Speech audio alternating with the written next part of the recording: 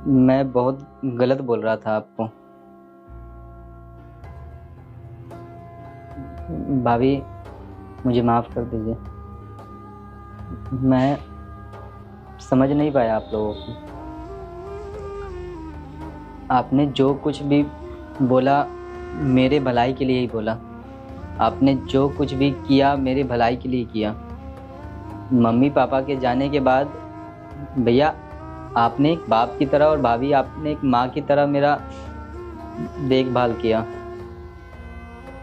मैं ही बहकावे में आके आप लोगों को जो मन में आता सुनाता गया। आज मुझे इस बात का अफसोस है कि जिसके बहकावे में मैं आकर सुनाता था आप लोगों को, आज वही मेरे साथ नहीं है। अदिति चली गई इस घर से और मैं उसे अब कुछ दिनों में तलाक दे दूंगा। उसके बहकावे में आके ना जाने कितना कुछ मैं आप लोगों को बोलता गया। मैं भूल गया था कि आप एक सेकंड रुक।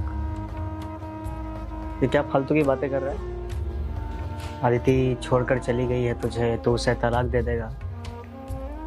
क्या हुआ क्या तुम दोनों के बीच में? क्या हुआ दानिश? भैया, वो किसी अनजान लोगों से मिलना शुरू कर चुकी है। लास्ट टाइम जब आपने भाभी ने जब उसे टोका था तो उस समय वो उसी से मिलने गई थी और मुझसे कह के गई थी कि मैं अपने दोस्त के साथ जा रही हूँ। जब सच सामने आया तो मैं बर्दाश्त नहीं कर पाया भैया। मैं उसके साथ भी नहीं रहूँगा।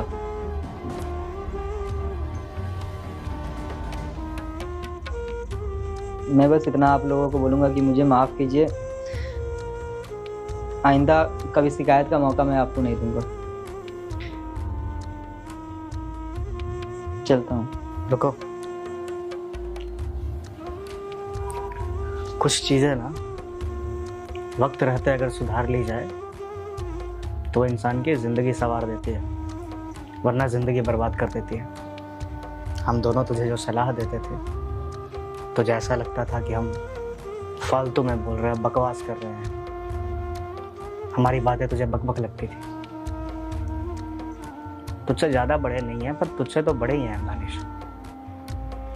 थोड़ी सी दुनिया तुझसे ज़्यादा देखी है हमने, इसलिए जो सलाह देते थे तेरे भले के लिए देते थे।